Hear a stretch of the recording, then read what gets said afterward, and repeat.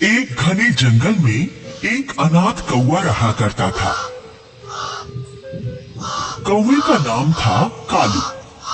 कालू कौवा कभी नहाता नहीं था, इसीलिए वो बहुत गंदा रहता था और उसके शरीर से हर समय दुर्गंध फूटती रहती थी। यही कारण था कि कालू को दूसरे कौवे और दूसरे पक्षी अपने पास बैठाने से कतराते थे। कालू कौवे का अपना कोई घर भी नहीं था, वो इधर उधर डाल पर बैठकर ही अपने दिन गुजार लेता था। कालू कौवा रानी नाम की एक कौवी को बहुत पसंद करता था। वो रानी के साथ शादी करके घर बसाने के सपने देख रहा था। हाय हाय, रानी कौवी, अगर तुम मुझसे शादी कर ले तो कसम से मजा आ जाए। हम दोनों की जोड़ी खूब जचेगी और हमारे बच्चे भी बहुत सुंदर पैदा होंगे। एक दिन की बात है, रानी कौवी अपने घर के बाहर बैठी मेकअप कर रही थी और गुनगुना रही थी।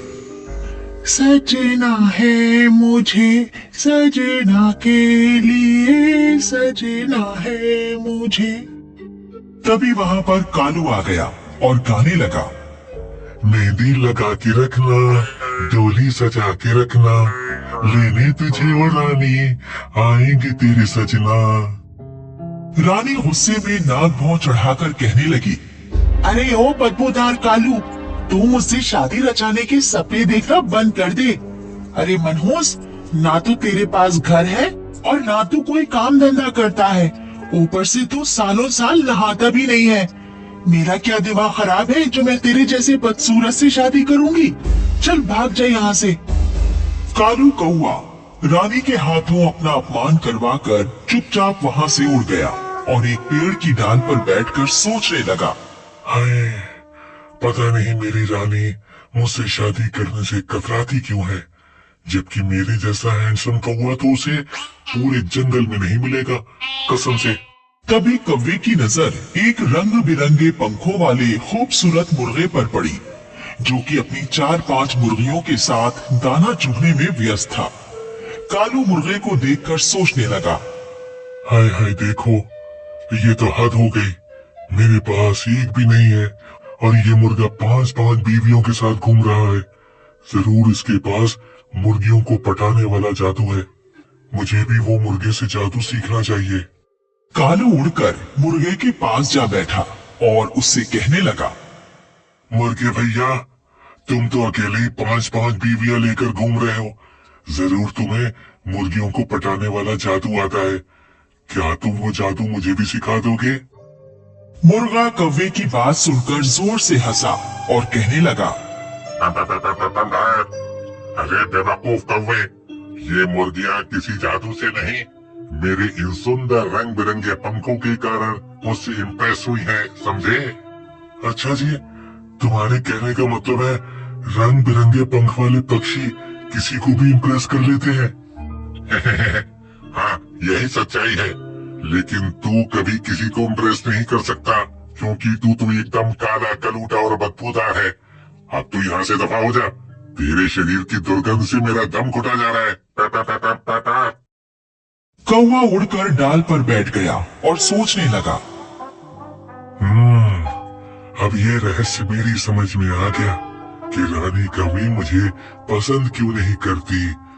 ठीक है, मैं भी अपने पंखों को रंग बिरंगा बनाऊंगा और 4-5 कौवियों से शादी करूंगा। फिर एक दिन की बात है, कालू कौवा मोर के पास गया और उससे कहने लगा, अरे मोर दादा, आप अगर मुझे अपने 2-4 पंख दे दो तो मुझे गरीब का भला हो जाएगा। मुझे आपके पंखों की बहुत जरूरत है। ठीक है, मैं भी नाचता हूँ। जैसे ही नाचते समय मेरे पंख झड़ेंगे तुम उन पंखों को ले लेना। मोर ने नाचना शुरू कर दिया। उसके 3-4 पंख झड़ गए। कालू उन पंखों को लेकर वहां से चला गया। फिर एक दिन कालू कौवा रंगीन पंखों वाले तोते के पास गया और उससे कहने लगा, तोते भैया, क्या आप मेरी एक मदद करोगे? अरे मनहूस कौवे, तू कितना गंदा है। तेरे शरीर की बदबू से मेरा जी मचलाने लगा। चल जल्दी से भाग जा यहाँ से। अरे तोते भैया, मुझे जल्दी से अपने 2-4 पंख दे दो ना, मैं भी यहाँ से चला जाऊंगा। तोते ने जल्दी से अपने 2-4 पंख नोचकर कौवे को दे दिए और कौवा पंख लेकर वहां से उड़ गया। फिर इसी तरह कालू कौवा कबूतर के पास गया और पंख ले आया। फिर कालू नीलकंठ के पास गया और कुछ पंख वहां से ले आया। कठफोड़वा और हुदहुद से भी कालू कुछ पंख लेकर आ गया। अब कालू के पास कई तरह के रंग बिरंगे पंख जमा हो चुके थे। फिर एक दिन कालू सारे पंखों को लेकर बंदर मामा की बार्बर शॉप पर गया और उससे कहने लगा, बंदर मामा, क्या आप मेरा एक काम कर दोगे? आप ये पंख मेरे शरीर पर चिपका दो। मैं कोई भी काम मुफ्त में नहीं करता। बदबूदार कौवे, मीठे जामुन लाकर दे तो मैं ये तेरा काम कर सकता हूँ। ठीक है बंदर मामा, अभी आप मेरा ये काम उधार कर दो। मैं वादा करता हूँ कल आपको मीठे जामुन लाकर खिला दूंगा। ठीक है, ला करता हूँ तेरा काम। बंदर ने कीकर के पेड़ से निकलने वाले गोंद की मदद से सारे पंख कौवे के शरीर पर चिपका दिए और कौवे की काली चोंच को भी लाल रंग से रंग दिया। रंग बिरंगे पंख चिपक जाने से कालू कौवा एक अजीब सा पक्षी नजर आने लगा। कालू जब अपने आप को शीशे में देख रहा था तो वो खुद भी अपने आप को पहचान नहीं पाया और अपने रंग बिरंगे पंख देखकर वो बड़ा ही खुश हुआ। अरे वाह, मेरे शरीर पर तो उस मुर्गी से भी ज्यादा रंग बिरंगे पंख लग गए। अब तो रानी कौवी मुझसे जरूर इम्प्रेस हो जाएगी।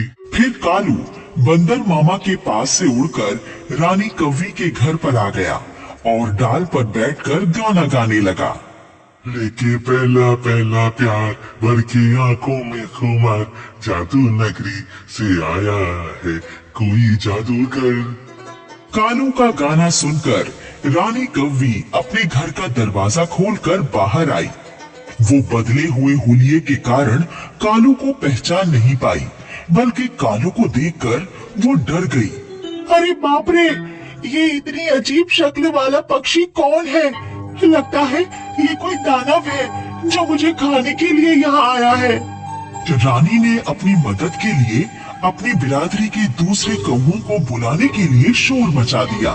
बचाओ बचाओ, कोई मुझे इस भयानक पक्षी से बचाओ। रानी की पुकार सुनकर वहाँ पर बहुत सारे कौवे जमा हो गए और वो भी कालू को कोई खतरनाक पक्षी समझकर चोंच और पंजों से उस पर हमला करने लगे। कालू उन्हें बताने की कोशिश करने लगा। अरे भैया, तुम लोग मुझे क्यों मार रहे हो? मैं तो तुम्हारी बिरादरी का कालू कौवा हूँ। एक कौवा कालू की बात सुनकर कहने लगा, अबे झूठ क्यों बोलता है मक्कार? तू हमारे जैसा कौवा कहाँ है? तू तो कोई खूंखार परिंदा है। और फिर सारे कौवों ने मिलकर कालू को इतनी ठोंगे मारी कि बेचारा कालू थोड़ी ही देर में बुरी तरह से लहूलुहान होकर मर गया। सीख, इस कहानी से हमें यही सीख मिलती है कि हमें अपना मकसद पूरा करने के लिए ना तो अपनी पहचान बदलनी चाहिए और ना ही कोई फर्जीवाड़ा करना चाहिए, नहीं तो कालू कौवे के जैसा अंजाम हो जाता है।